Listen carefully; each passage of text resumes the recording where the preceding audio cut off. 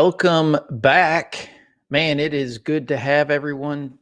It is good to see you here. This has been quite the exciting week of live YouTube sessions, Bible studies, interesting conversations, and a little bit of craziness.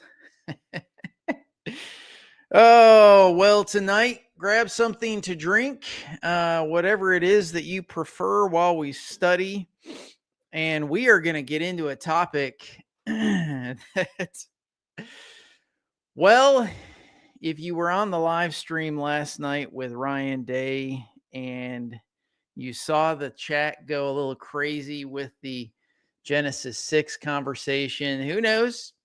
Today might be that kind of crazy as well, because we're going to get some fun stuff today. All right, as I always like to do, I like to share some books that we're going to be kind of working through, at least today, some suggestions, and then I'll give you an update. By the way, if you are subscribed to the channel, which I would encourage all of you watching currently, but also if you're watching at a later time, please do subscribe to the channel. You'll get notified when we go live. We have every week now we have 5 more episodes. We had the Covenant Theology episode 2 drop on Wednesday this week. The next one should drop on Wednesday. Again, we're trying to do that. I'm trying to get that done on Wednesdays. We have 7 episodes. I would love to hear your feedback. Please connect by scanning the code here in the upper corner. Also, if you do scan that code, you will also get the most recent and up-to-date way to connect with me, and that is through our up-to-date Discord channel. So if you want to engage in a growing community of Bible nerds, that's what I'm calling us, searching the word, digging deep. We are not all affiliated with the same denominations. That is not what makes us unique. It is our deep desire to study Scripture. So I would absolutely love for you to scan that code. There is an open Discord server that is available. We chat about all kinds of different topics, videos, ideas, biblical studies, you name it, okay? Even some memes and goofy things. So we have a good time. I hope you'll join us in that community. Secondly, as far as books are concerned, there'll be a few books that we're going to work through. In fact, we're going to go through books today books and articles that we have, I don't think, ever gone through. So this is one of those episodes. I do want to make a huge plug for this one right here, Bearing God's Name. I personally know this scholar. She has kind of guided me and mentored me. I was able to see her and meet her at the SBL conference. Fabulous scholar. I am really hoping I can get her to come on the show. We'll see if that happens. She has a couple of books out, and she is currently finishing up a commentary on Exodus. That is her area of expertise. So we'll be kind of referencing her work just a little bit. And then the other items that we'll be going through, and I am going to just put these on the screen because, well, I don't have all these in actual book form. So we're going to be going through Reversing Herman just a little bit, which is Dr. Michael Heiser, The Watchers and the Forgotten Mission of Jesus Christ. Absolutely incredible book. That is kind of the second book to this particular book that I've mentioned several times, The Unseen Realm. So if you haven't read The Unseen Realm, it's not that you can't read this one first. Just know that there's some things that it engages in that you may have missed from his first book. This is the digital version of the Bearing God's Name that I already mentioned. And then there are 2 other articles that we are going to get into Um, let's see here. I've got them in digital form. Let me just scroll to the top here. Hang on. Let me clear the search real quick and scroll to the top. This particular article, and by the way, if you want either of these articles, I actually have them. Join the Discord server. Again, this is the place where you're going to be able to get all of our resources, all the stuff. I am happy to share this stuff with you. If you want to read, if you want to dig into any of this. And so this is an article actually by two scholars, Manicam and Durand. We're going to be working through this one, which is the 144,000 undefiled Levites of Revelation 14, 1-5, and the link to the defiled watchers of 1st Enoch 1-36. And then we will also be going over this particular article, which the reason why we're going to be looking at both of these articles, I'm not going to actually be having these on the screen today as we engage with them, because both of these articles engage with each other. And so that's part of the reason why I'm using both of them. But this one is actually from the Catholic Biblical Quarterly, which is a, some might freak out that is Catholic. Who cares? This is an academic work that deals with those who have not defiled themselves with women, Revelation 14:4 and the Book of Enoch. So both of these articles are going to engage with each other. And so that is the predominant reason that we're going to stay focused on those four. I'm trying to think if there's one other book. I don't think there is besides the Bible. And if you don't have one of those, I would strongly suggest you pick up a Bible. All right, let's dive in. This is where, well, before we dive in, let's have a quick word of prayer. I always like to do that before we get into the Word of God. So let's pray.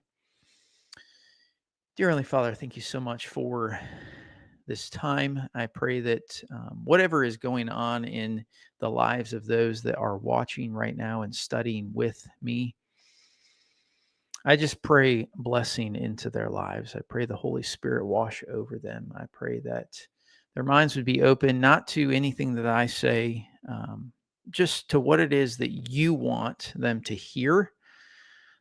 If there's anything I say that is not honoring of you, I pray that it would just go in one ear and out the other.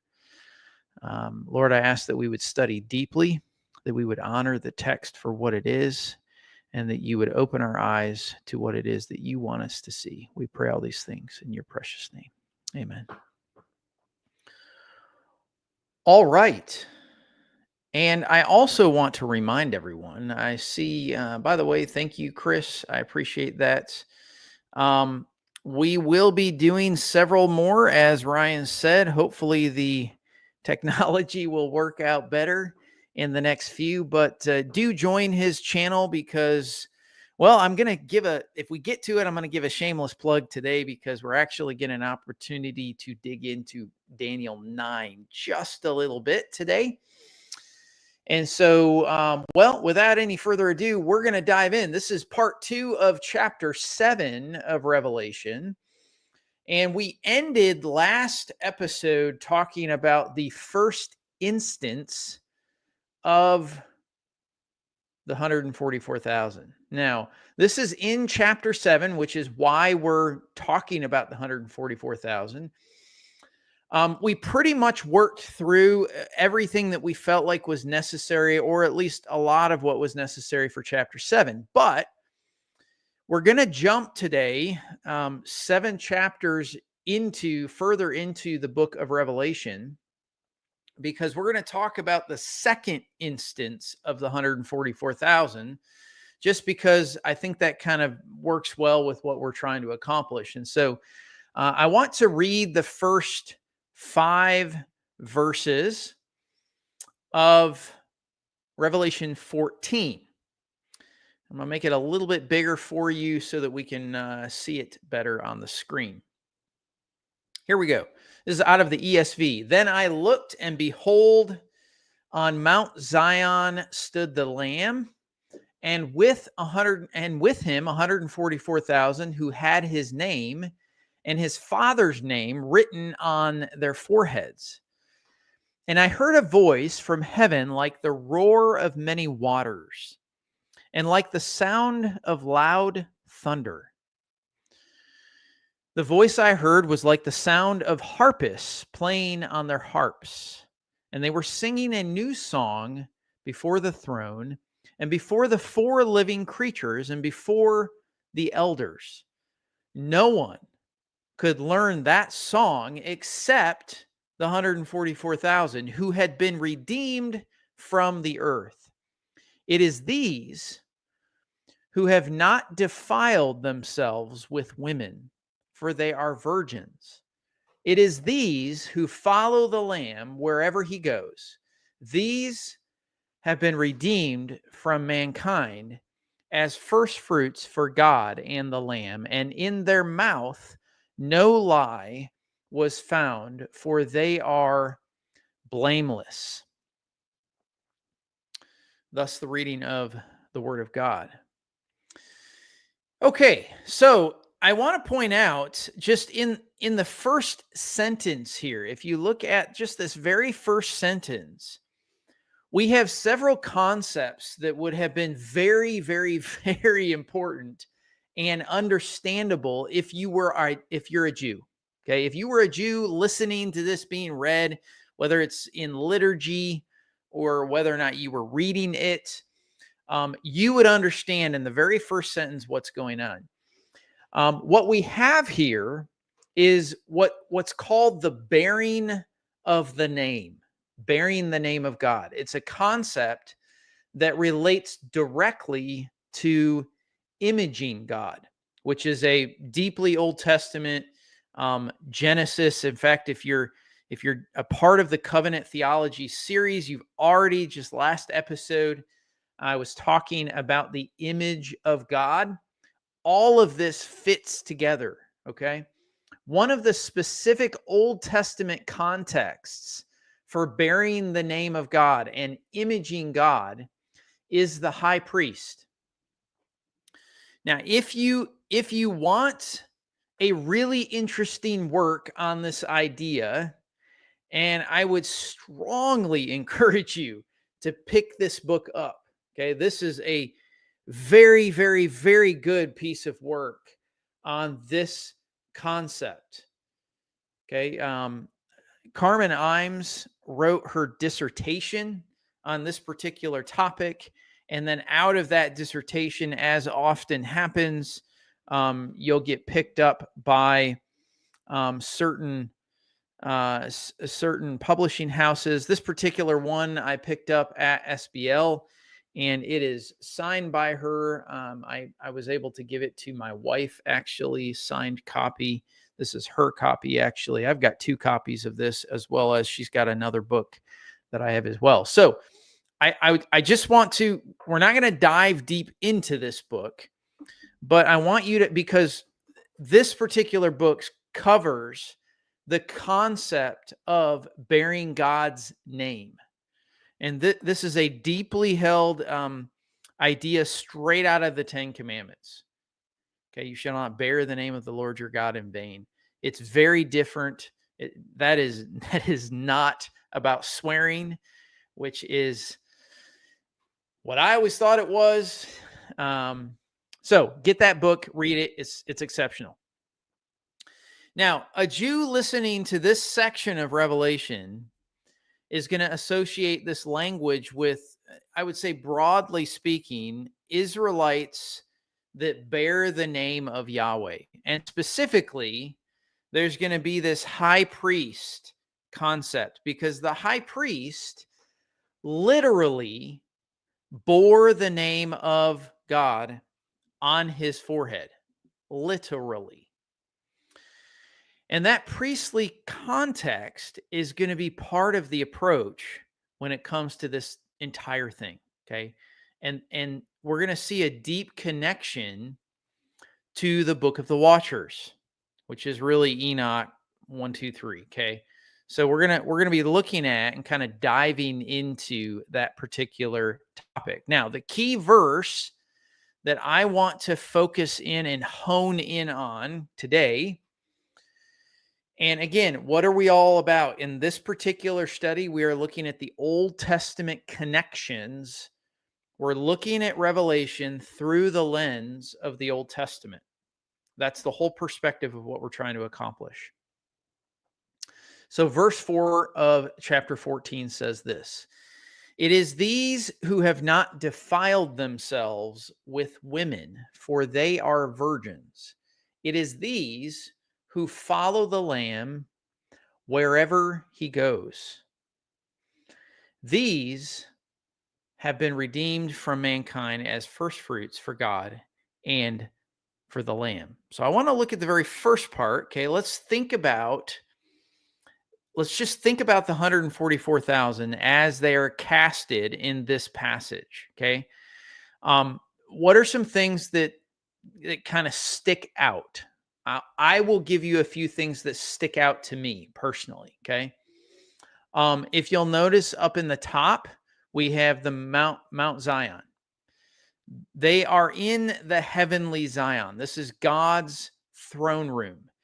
Immediately, if we're thinking Old Testament context, my mind immediately goes to divine council scene. Mount Zion, God's throne, divine council scene. Okay. In verse 3, here we have the living creatures. Okay. We have this reference to the throne room with cherubim. Okay. That's an Old Testament connection. This is a spiritual realm, not a physical realm. This is a spiritual realm. I want you to notice in verses 4 and 5, they mark these 144,000 as virgins, specifically, okay, specifically male virgins who have not defiled themselves with women. Okay, that's going to come up. I'm just observing things in the text. Okay, they are also playing harps. What else? They are singing a new song, specifically a song that absolutely no one else can sing. Okay, so I think it's pretty clear and evident that this, well, if you disagree, tell me in the chat. I think it's pretty clear and evident that this is a heavenly scene. This is not an earthly scene. This is a heavenly, supernatural realm scene. Okay. Yes, I get the knee-jerk reaction. Hold tight, Adrian. Hold tight. I promise. All right. If you're a former Adventist here, or if you're an Adventist, welcome. I'm glad you're here. But that whole blameless in the last this last section right here can definitely get some potential triggers happening. So we have this sort of odd line that feels like a throwaway. It's a little bit weird for this virginity idea to be thrown into the text. Okay. We don't see that hardly anywhere else. Okay. So what is the idea that they haven't defiled themselves with women have to do with the divine council, have to do with this throne room scene, a heavenly scene and the divine abode, and there's worship going on? What does that have to do with anything? What does virginity have to do with that? It just seems like it kind of sticks out like a sore thumb, in my opinion. Now, you let me know if that feels comfortable to you in the text. And I said this morning in a Bible study. Again, if you're a part of the Discord group, which I will continue to encourage you to join that. If you want to be a part of the community, scan the code. But we have a Bible study. It populates, those that want to join. It's Friday morning, and we do it through Zoom. One of the things I mentioned in the study this morning is that what the text says is just as important as what the text doesn't say. So this is my opinion. I believe that there is a very distinct reason why why John would say specifically that these are virgins, male virgins. Now, again, the question there being, what does it have to do with anything? That's kind of an obvious question, right? There are others that go along with this particular question because the passage starts out with the bearing the name idea, which is a Jew, as a Jew would associate the Israelites bearing the name. So we've got that connection going on. And then we shouldn't forget that Israelites were supposed to be a kingdom of priests. Let's look at Exodus 19, verse 6. And you shall be to me, speaking of the kingdom, the nation, a kingdom of priests and a holy nation. So we have a kingdom that's supposed to be a kingdom of priests, and that would be made up of adults, children, male, female. And then we have the high priest. And the high priest specifically bears the name of God on his forehead. This is Exodus 28, 36 to 38. It says, you shall make a plate of pure gold and engrave on it like the engraving of a signet, holy to the Lord. Now, I am going to pause here for just a second because many of you may or may not know that I have a couple of tattoos. This here is Hebrew on my wrist. The first tattoo here is Segula. Segula means treasure possession. Okay. The second one, which is, it's harder to see here, Kadesh La Yahweh. It stands for holy, belonging to Yahweh. It comes from this concept. It's actually taken out of a couple of other places, but it comes from this context. So you have this engraving, the signet, holy to the Lord, and you shall fasten it. I'll put it on the screen again. And you shall fasten it on the turban by the cord of blue, by a cord of blue. It shall be on the front of the turban. It shall be on Aaron's forehead, and Aaron shall bear any guilt from the holy things that the people of Israel consecrate as their holy gifts. It shall regularly be on his forehead, that they may be accepted before the Lord.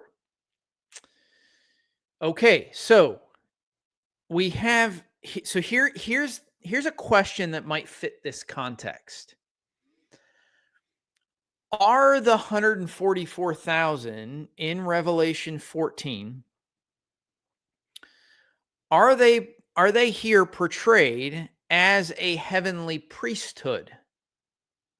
That's a potential good question. Now, we've discussed this idea back when we were in Revelation 4 and 5. And we discussed it in connection with the elders specifically. Now, I'm going to go back to Revelation real quick, because you'll notice in the text, we also have the elders here. So we talked about some of this in Revelation 4 and 5 in connection with the elders from before the throne. Specifically, there are certain sects of Judaism that had this notion that they were on the earth as a mirror image or a symbiotic group that correspond to the heavenly, the angelic, the priesthood. Now, if you're not familiar with this, you may know the name, okay? The main group was known from Qumran. Excuse me. And Qumran, if you're not familiar with that, is the location, the caves where the Dead Sea Scrolls were discovered, okay? This was called the Shabbat Shirat. And so I think this can be a legitimate question. Are they portrayed as a heavenly priesthood? One of the reasons would be you would ask this question is because, well, the bearing the name concept. And here we've got the name on the forehead. And okay, you get the idea. And also we have male virgins. So I think it's an interesting question because Israelite priests could be married. So it doesn't necessarily mean they are Israelite priests. There wasn't a rule against them not marrying. And so if we go back to the Old Testament, you can see this pretty quickly and pretty clearly. In our past discussion, when we were in chapter 7, we actually talked, there was a couple of scholars that mentioned this, David Owen, Bauckham talked about this, and this was in connection to both of them kind of suggested that in the military motif context, there was some sort of sexual abstinence that was occurring. And that was in the context of war. So abstinence before going to war. And you'll find that concept in the Hebrew Bible. Okay, but if you think about that analogy just for a second, and you kind of process it, warriors would not have been considered virgins. That would not be the case. Just because you abstained, okay? They might have abstained from it, from having sexual relations, but they're not virgins. And so they're just, that doesn't mean that they would be considered or understood as virgins anyway. So I don't think that the context here would be any kind of military. You could still argue a military context on the basis of maybe a tribal arrangement, the census, demonic opposition, maybe. I don't think it's very strong, okay? You don't really need this sexual abstinence, the virginity motif, to have the military flavoring in Revelation 7 with the 144,000 to be there. And so you have two different concepts that can be built, that you can build the same exact argument and interpretation out of. The abstinence idea is, in my opinion, is pretty weak. And ironically, I'm just going to make this pause. Ironically, we must be talking about a heavy topic because we went from 8 people watching to 1. So, all right. So, but hey, it is what it is. We're going to keep rolling. So, so this abstinence idea, I think, would be pretty weak. As you can imagine, the text doesn't really seem to say anything about abstaining. It's really more talking about the fact that they never have. Okay. And so for many scholars, the idea of virginity will take you to a totally different direction. Now, there are 2 studies that deal with this passage. I mentioned them in the very beginning. Okay. That get into, that argue, their main premise is that they argue that this description presents the 144,000 as priestly figures, and that they are in the actual presence of God. They are occupying sacred space. They're worshiping at the throne, and they also bear the name. Okay. And these priestly figures, who are intended as an oppositional reverse analogy to the sexual defilement of God's other holy ones who at one point occupied sacred space in heaven, but who did defile themselves by sexual engagement with women. So, Adrian, yes, we're going to be talking about this. That would be the fallen sons of God in Genesis 6. And I believe this is an extremely compelling connection, in my opinion, to what John is probably pulling on. This is the Watchers from Second Temple Jewish Literature. And if you're looking for, I've got both of these. Again, I'm gonna make a shameless plug again. If you have not yet joined the Discord channel, scan the QR code up in the corner. Let me know. In fact, will someone scan that for me? Make sure that it works properly. I want to make sure that if you scan it and you go down and you can actually see, there should be a Discord server link that will get you an invite. If that link doesn't work or if it's expired, you can obviously connect with me any other way. Send me a message on my blog. I mean, if anyone wants to get a hold of me, they can get a hold of me. But if you want these two particular articles in PDF form, I'm happy to share them with you in the Discord channel. I'm happy to. Okay. Just jump over in there, join the conversation, and I'd be happy to share this with you. So the two articles that we're going to be I'm not going to put them on the screen. I'm going to be reading through them a little bit because they engage back and forth. I'm going to show you the PDFs here so you know what we're dealing with real quick. I've got to re-share. Well, let me do it this way real quick. Let me find. All right. Give me just 1 second to pull these up, PDF form, and then I will share them. These probably won't be a great screen share. In fact, I will.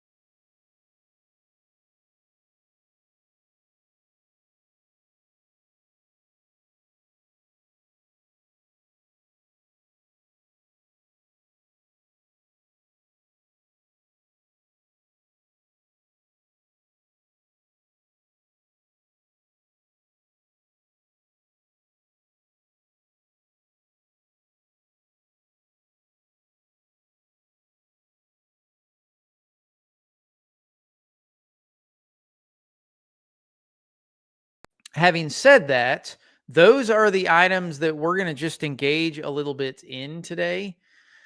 And well, without any further ado, let's get going. All right, so the two articles interact with each other quite a bit. And so, oh, did I go silent? Y'all didn't hear me. Okay. Did you hear me when I had on screen, but maybe you missed? Okay. I apologize. Let me just do this real quick. They're going to be horrible. Let me do it this way. There we go. That's better. Hey, I'm learning how to do this even better.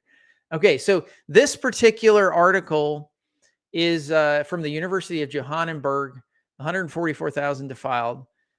This is anytime I say Maca, what is the name? I cannot say these people's names real well. They got incredibly odd names. This is Terrell Manicam or Durand. This is the article I'm referencing. The second article that I get reference is Olson. Okay. All right.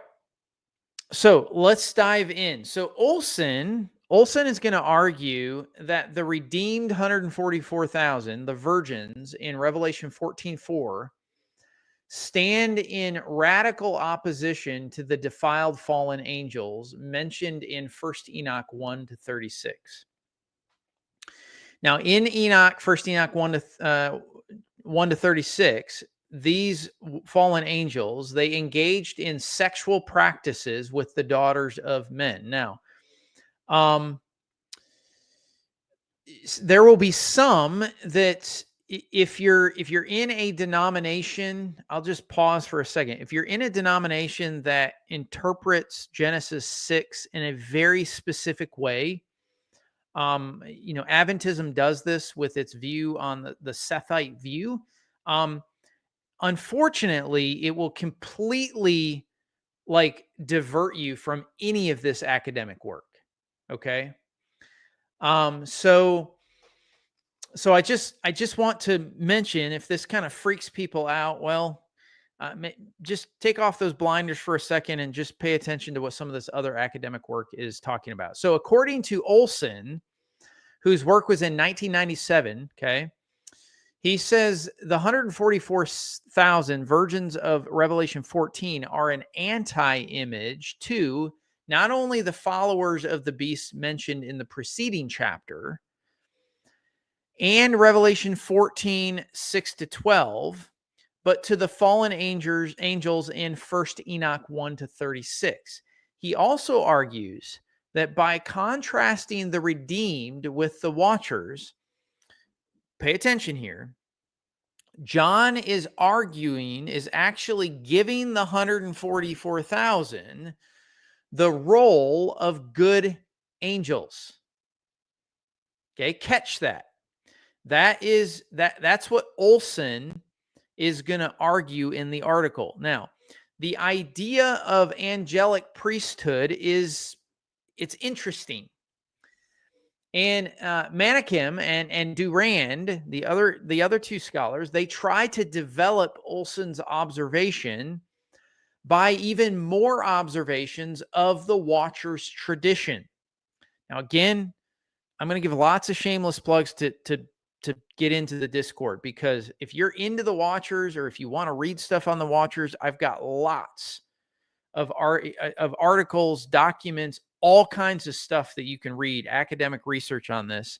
In fact, Genesis 6 was, besides some other events, Genesis 6 was probably a 2-year deep dive for me that was part of what cracked the whole, me exiting Adventism.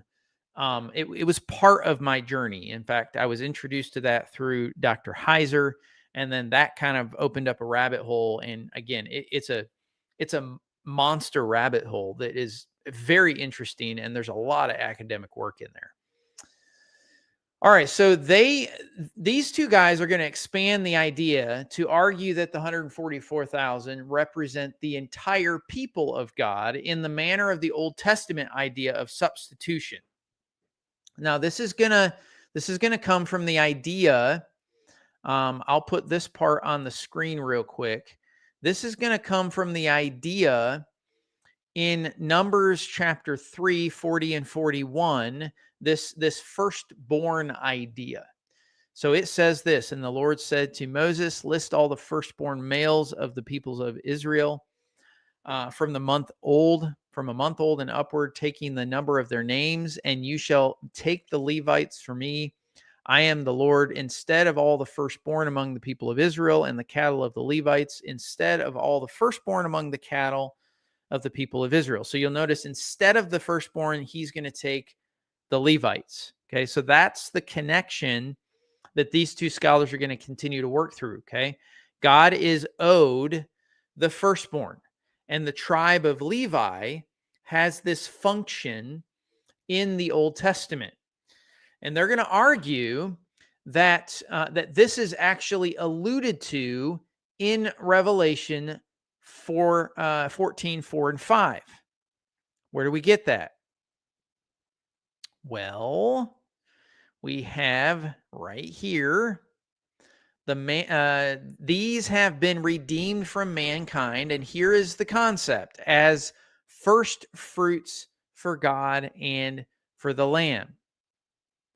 So this notion of substitution through the firstborn, okay, is actually mentioned here in the passage. So this would be biblically based. The concept is derived from a biblical exegesis.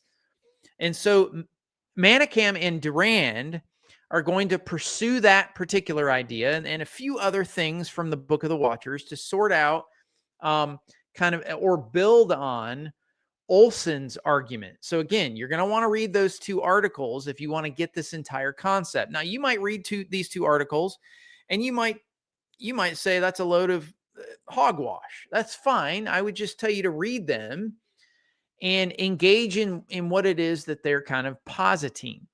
Now, I do think that it is relevant for us to explore this Watchers tradition. I actually think that and I've mentioned this before. I'll mention it even more overtly here. I actually think that you potentially miss a significant polemic of what the gospel is intended to do if you don't understand the Watchers tradition. I know, bold statement. I'll see if as we get through Revelation, if you concur with me or not. Now, the firstborn idea. This firstborn idea is pretty unique, and I think textually relevant as an observation. But I want to focus on this Watcher tradition a little bit more. Both of these articles make the points that the 144,000 are a mere opposition to the fallen Watchers. So how do they get that, and how accurate is this particular concept? Now, the first thing I want to point out, the first thing to notice in the text is that Levites, the priests, and angels do very similar things with general ministries, okay? The article, again, if you read the two articles, the articles look at different vocabulary for what angels do and then what the Levites do. And they kind of pull out the same lemma is used in different cases. And so they're going to look at the actual exegesis of the words that are going on. And this is what they write in the article. This is what one of the statements. This is a quote. It says, "The Levites were to a certain degree God's holy ministering servants on earth as compared to angels being God's heavenly servants." Okay. Now this shouldn't be too unfamiliar to those that have been paying attention to our Revelation study. The notion of how believers are going to eventually be grafted in to the council, to this divine council scene, and essentially replace what has been lost through rebellion in heaven should be a pretty common notion if you spent any time with me so far. This is also the concept of imaging that I mentioned here, okay? And if you're a part of the covenant theology episodes, especially the one that dropped this last Wednesday, I actually infer a lot of this, okay? So when we go back to, and this, I talked about this in the episode that dropped on Wednesday. So if you go back to Genesis 1, 26 and 27, and you notice the plurality of what's going on, then God, I'm gonna do this real quick. I'm gonna put this, I'm gonna change it up just a little bit, make it easier for you all to see.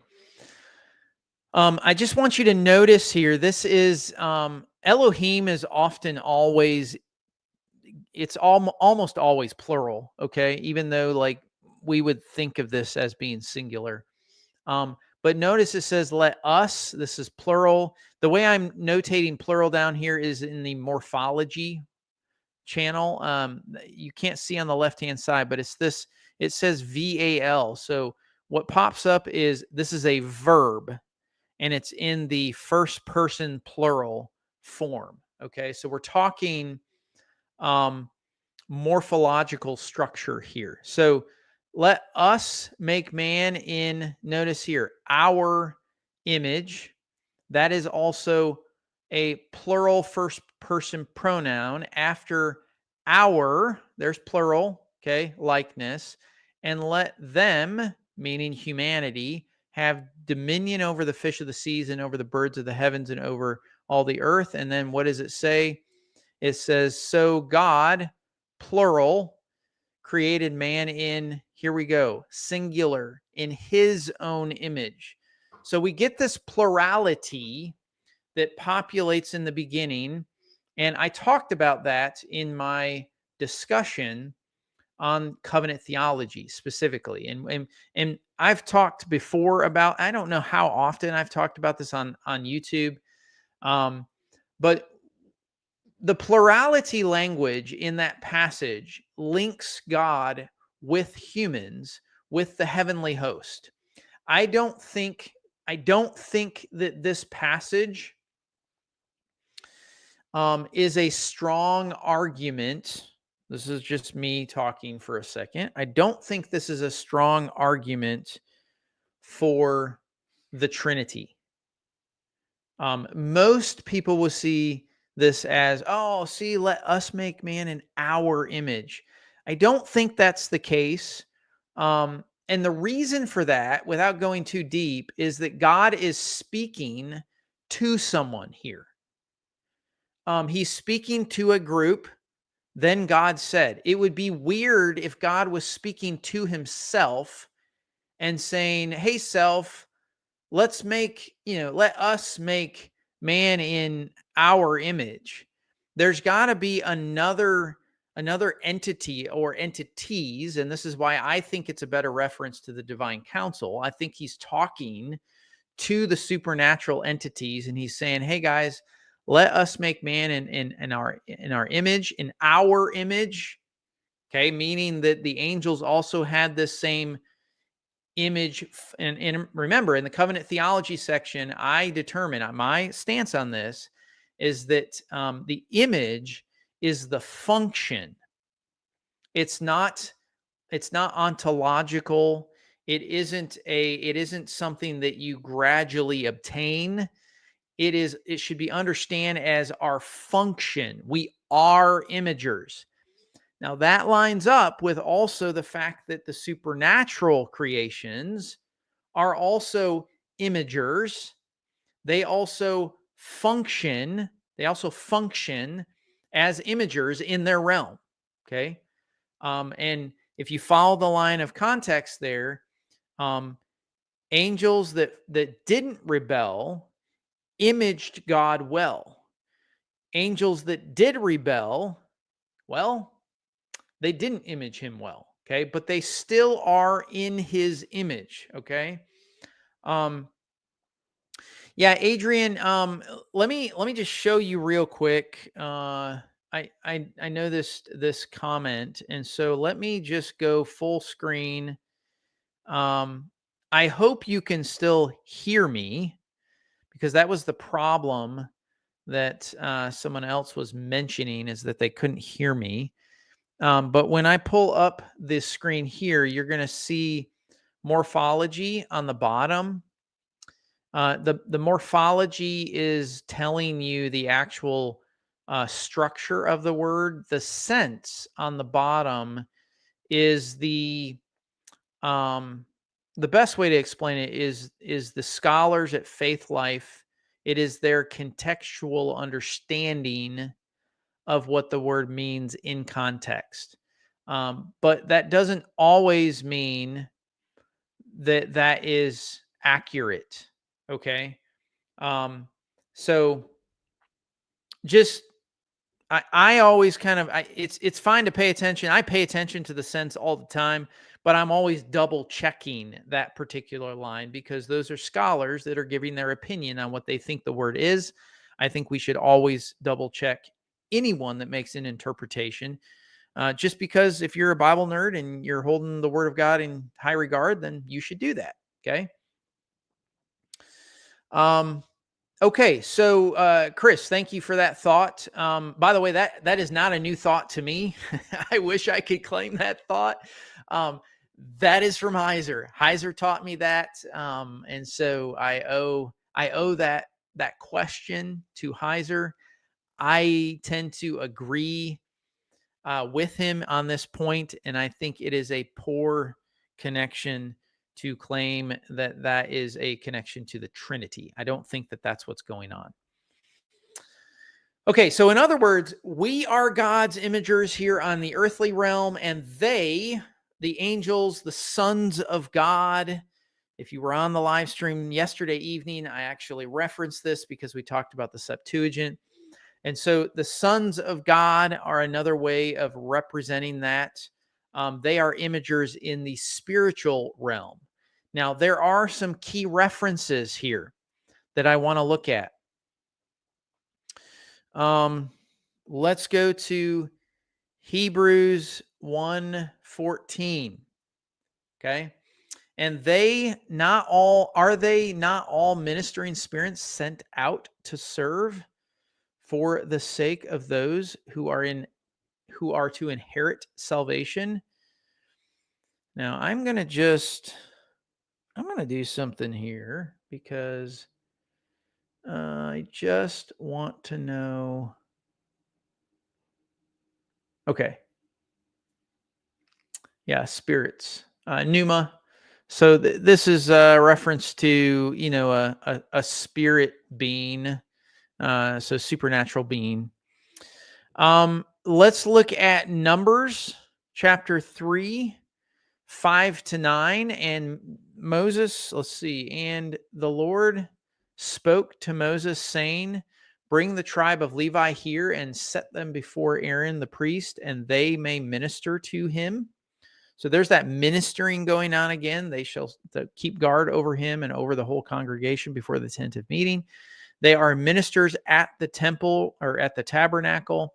Remember, the tabernacle is the place of God. It is his domain. It's sacred space. Okay. They shall guard all the furnishings of the temple, the tent of meeting, and keep guard over the people of Israel as they minister at the temple. And you shall give the Levites to Aaron and his sons. They are wholly given to him from among the people of Israel. So you get this same context. If you go a couple chapters further in Numbers 8:11, it says, and Aaron shall offer the Levites before the Lord as a wave offering from the people of Israel, that they may do the service of God. And then Deuteronomy 18:5, for the Lord your God has chosen him out of all your tribes to stand and minister in the name of the Lord, him and his sons for all time. And this is obviously the kind of the ordination of the Levitical priesthood. Okay. So all of these verses are actually going to get discussed in the chapter. Apologize, I had to cough. I didn't want to blow anyone's ear out. When I said the chapter in these two articles, both of all four of these are going to get discussed. So here's an example. For example, both the angels and Levites were engaged in the worship of God. That's pretty easy and straightforward. And they give Hebrews 1:6, Revelation 4:5, Deuteronomy 18:5. Now, I find this idea pretty central, and you might need to do some further research on this and kind of see the connections and see if it matches. Okay. You're not going to find much data or research or academic work on this idea, but to me, it seems pretty straightforward to me. Okay. The angels are ministering to God in the supernatural realm, and in the Old Testament, the Levitical priesthood ministered to God for the Israelite nation as a consecrated group. So to me, it's pretty simple. Okay. The second thing here is the Watchers, specifically. If you're not familiar with the Watchers story, that would be some homework before we get back together. But the Watchers forsook their heavenly standing, and they did that by defiling themselves with earthly women. You can find this in Enoch. You can read, I believe Charles has done quite a scholar by the name of Charles has done quite a bit of work on this. So in other words, the idea here is that they transgressed both the boundary between them and humanity, and in so doing, they despised the identity given to them by God.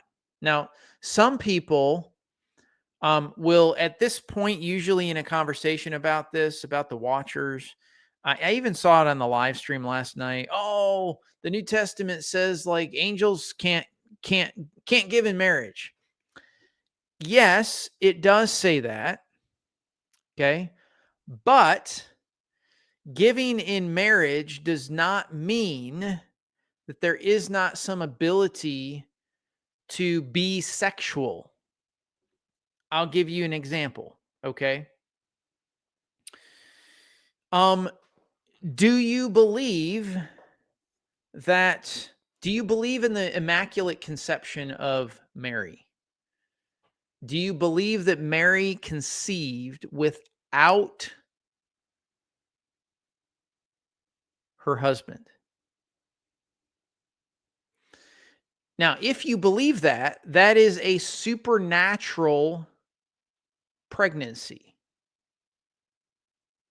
That is one of the biggest miraculous supernatural pregnancies that we as Christians believe.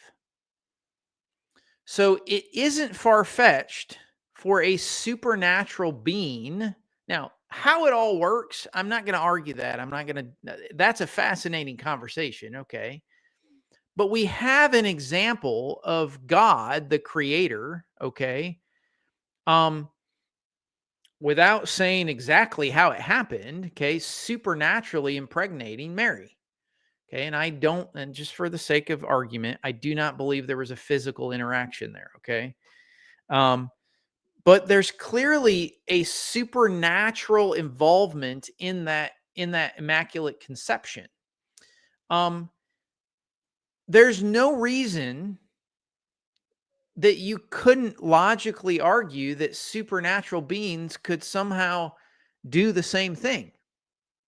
There's no reason why you couldn't make that connection, okay?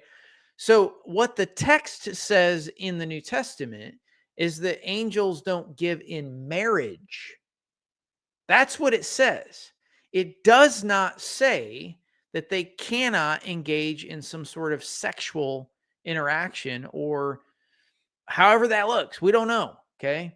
So I think it's a weak argument to go to the New Testament and claim, oh, no, this can't happen. Okay. Clearly, sacred texts believed that this was the case. In fact, even the famous Septuagint that Adventists like to think is the best translation for Daniel translates it as in Genesis 6, angels copulating with humanity. So I won't say any more on that. Back to the context that we were talking about with Revelation. Just remember that Revelation says the opposite of this. The opposite of this is virginity, right? They haven't defiled themselves. They have not forsaken their identity and rebelled. Okay?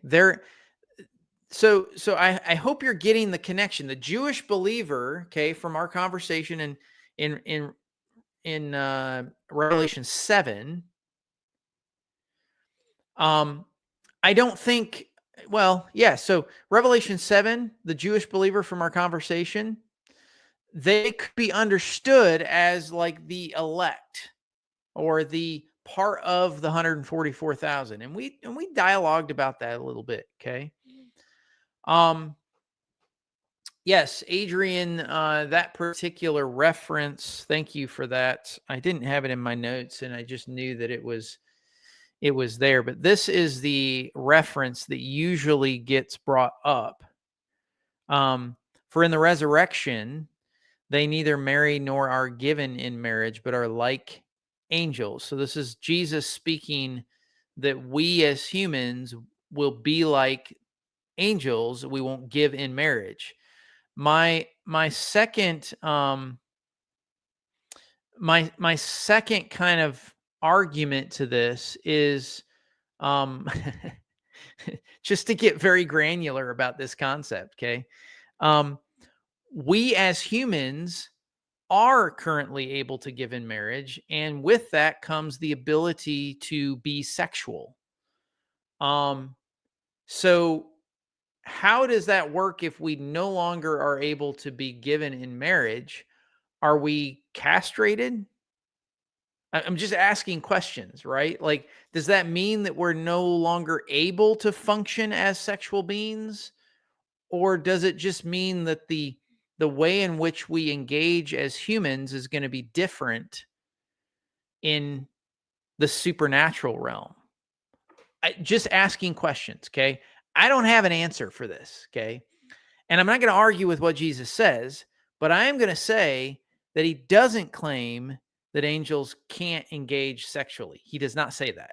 Okay, that's not in the statement. That's reading into the text. All right. The third thing that I would kind of bring up here is the Levitical instructions about who priests should marry. And this is actually Leviticus 21. If you want to, we're going to actually be in verses 14 and 15. But the instructions where the priests are given kind of who they could marry contains very similar language to the language in Revelation. Check it out. Okay. No, and again, priests could marry, they're not virgins. Okay. But nevertheless, if you look at the instruction about who priests should marry, you're going to get an interesting statement. Okay. A widow or a divorced woman or a woman who has been defiled or a prostitute, these he should not marry. But he shall take as his wife a virgin of his own people, that he may not profane his offspring among his people, for I am the Lord who sacrifices him. All right. I'm telling you guys,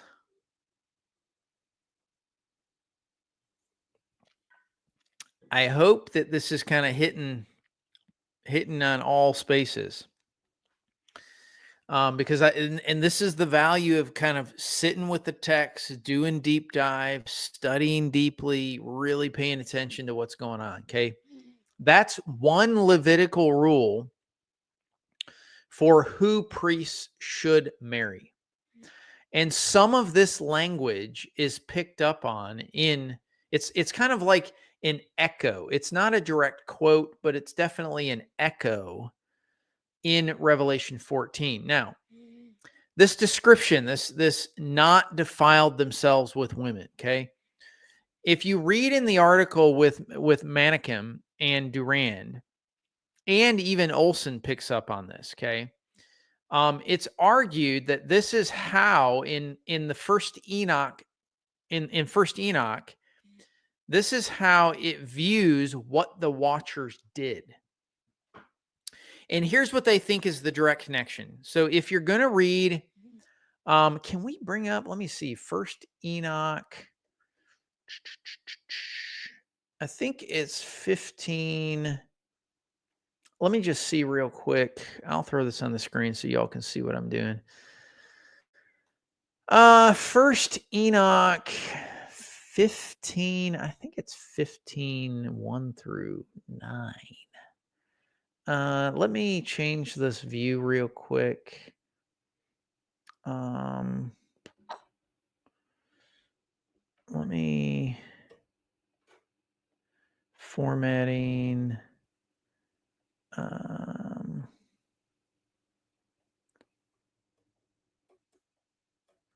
I'm trying to get, hang on just a second. There we go. That underlining was annoying. Okay, so yeah, this is chapter 15. Uh, here we go, 1 through 9. And it says, and he answered and said to them, and I heard his voice, fear not, Enoch, thou righteous man and scribe of righteousness. Approach hither and hear my voice, and go say to the watchers of heaven, who have sent thee to intercede for them, you shall intercede for them, and not men for you. Wherefore here ye left the high, holy, and eternal heaven, and lain with women, and defiled yourself with the daughters of men, and taken to yourselves wives, and done like the children of earth, and begotten giants as your sons. And though ye were holy, spiritual, living the eternal life, you have defiled yourselves with the blood of women, and have begotten children with the blood of flesh, and as the children of men have lusted after flesh and blood, as those also do who die and perish. Therefore have I given them wives also, that they might impregnate them and beget children by them, that thus nothing might be wanting to them on the earth. But you were formerly spiritual, living the eternal life, and immortal for all generations of the world. And therefore I have not appointed wives for you. Now that's an interesting connection to our conversation with what Jesus said. Okay. For as for the spiritual ones of the heaven, in heaven is their dwelling. And now the giants who are produced from the spirits and flesh shall be called evil spirits upon the earth, and on the earth shall be their dwelling. Okay, so this is how the writer of First Enoch views what the watchers did. And when we're talking watchers, let me, just for context, so we've got all of this laid out for everyone to see. Just having read Enoch now, I want you to just kind of hear what happens in Genesis 6, 1 to 4. And it is almost as if Enoch is like it's almost like there's a footnote, and like you need to go read Enoch to see what's happening in between a couple of these verses. And again, I understand Enoch is not canonical. It almost was. Okay. There were actually several that were arguing for it. But it never became, and I get it. Something doesn't have to be canonical to be valuable and helpful.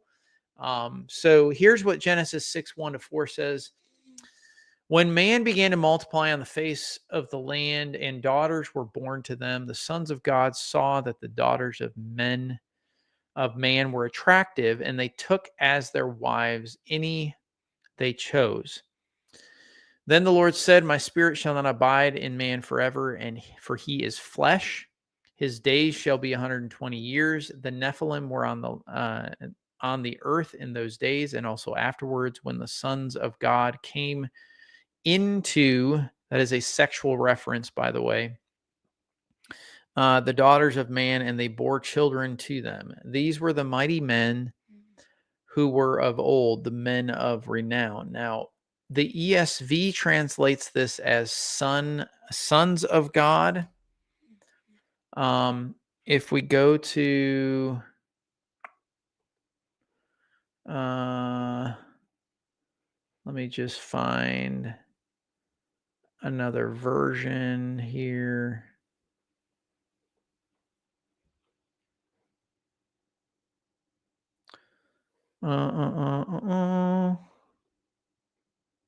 Yeah, most of them say, okay, here's I just want you to understand that some versions do translate it this way. This is International Standard Version, okay, and it says some divine beings noticed how attractive human women were. So I'm not going to do a deep dive on why you would get that conclusion. I believe this is divine. If you look at the actual morphological structure, this is Ben Ha Elohim. This is, and if you do a morphological search for Ben Ha Elohim in that format, the only time that that is used is in reference to spiritual supernatural beings. The only time. Okay. And you can see that very quickly by going to Job. Job is a reference as well to supernatural beings. We know that because, well, you can see in context that they're in the supernatural realm when um, when Satan. I don't like that it's capitalized. That's a whole nother discussion. When Satan shows up, they're in the supernatural realm with the sons of God. So there is no place that that Ben Ha Elohim is should be understood as humans. Now there are scholars that will argue for that. Okay, that is actually a very archaic argument, easily refuted.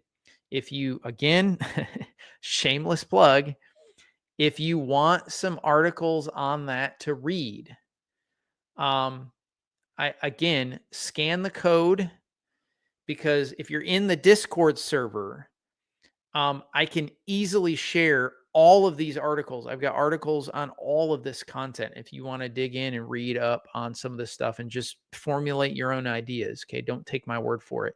I've done my own research. I've come to conclusions, but I do not want you to borrow my conclusions. I want you to come up with your inclusions or conclusions. And all I have to say is don't let the serpent in. I'm having too much fun. Okay, so this is how the writer of Enoch is going to view the watchers specifically. And so you're going to see this you're going to see this kind of thematical structure in terms of, if we compare the lemmas with the Septuagint of Leviticus and Revelation, you're going to get some hits when you pay attention to this. You're going to get some matches. And so so that's the way. Again, here's how the writer of First Enoch views the offense. And that's in First Enoch 15, 1-9. We read that. Okay. It's very, very clear. There are origins of evil demons. Now, I am going to give you another book suggestion. Okay. Because this is a tough read. I'm just going to tell you that right now. It's one of my favorite books on this, but you've got to have the guts for it. Okay. This is Archie Wright, The Origin of Evil Spirits. And notice that you're going to have the nice connection to Genesis 6, 1-4, early Jewish literature. In early Jewish literature, this is a highly academic book. Okay. Actually, let me do this. This will be easier for this particular thing. I'm going to turn off this blurring feature for a second so that you can see.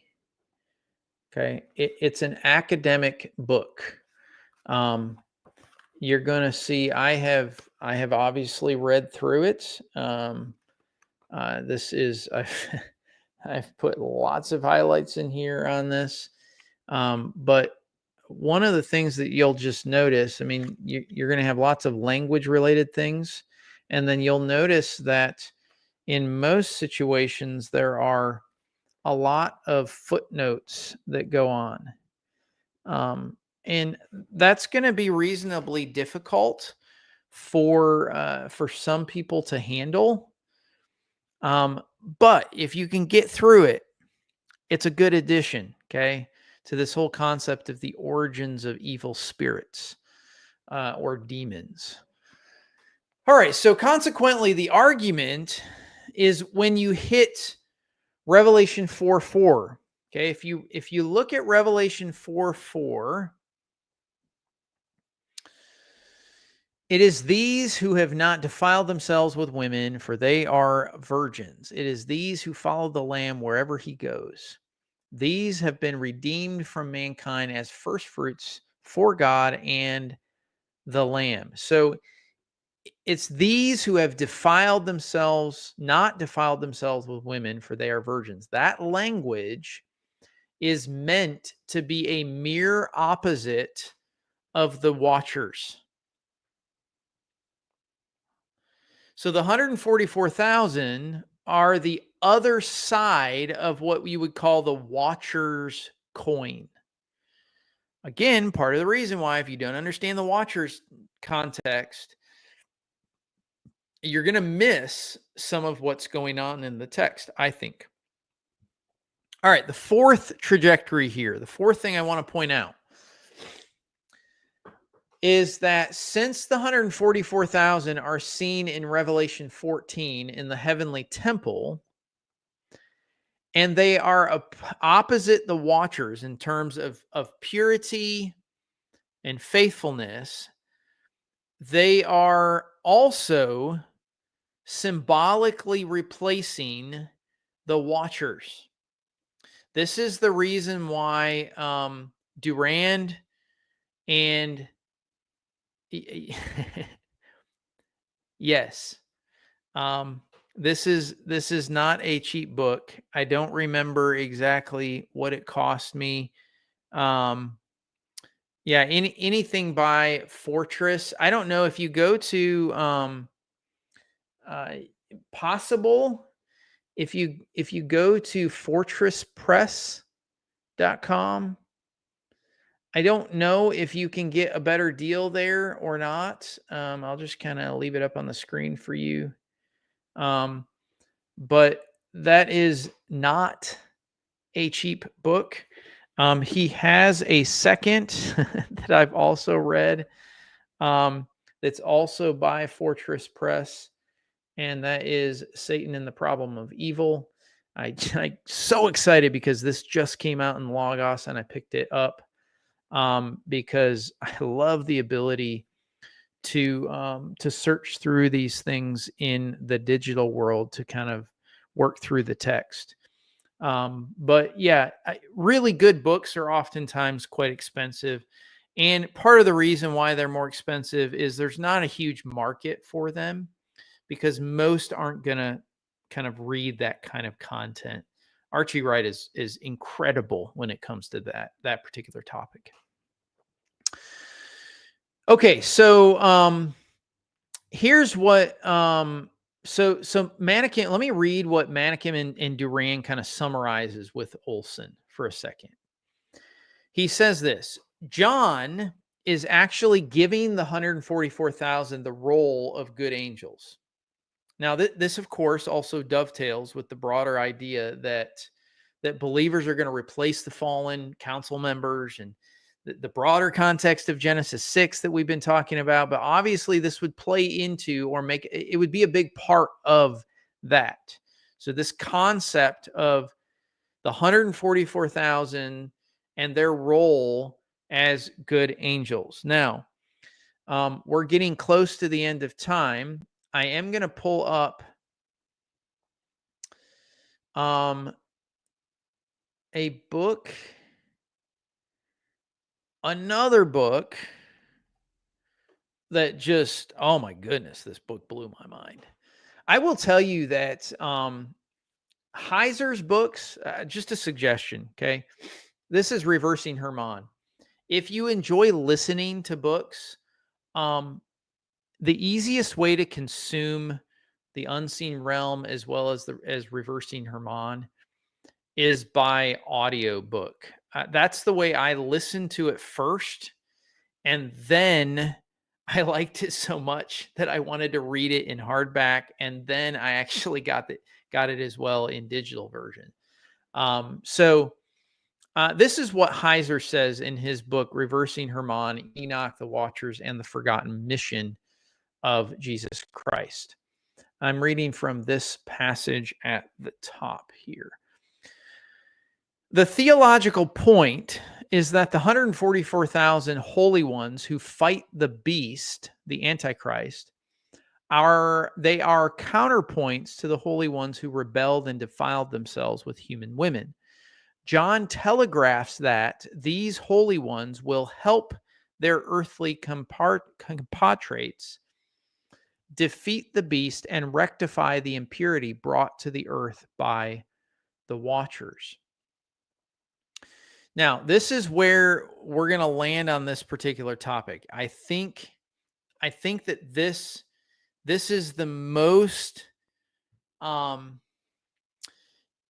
contextually accurate, the most honoring of John's view in the text, the most Old Testament view. I wish that more people would study it this way.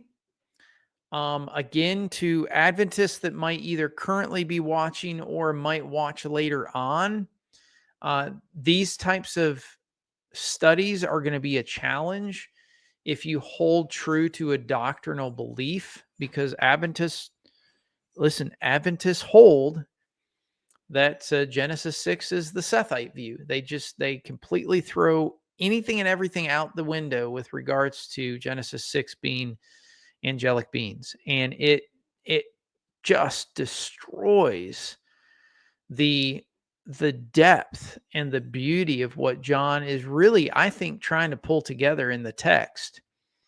And so I would argue this is where I've landed. Okay, this is where I'm at. And for the day, okay, this is where we're going to land today. We're going to kind of end on that we've kind of dealt with that passage, and I'm going to state it again. I'm going to put it on the screen. This is what I think kind of summarizes. This is the best summary. I'm going to actually post it in the chat so that you all have it. Okay.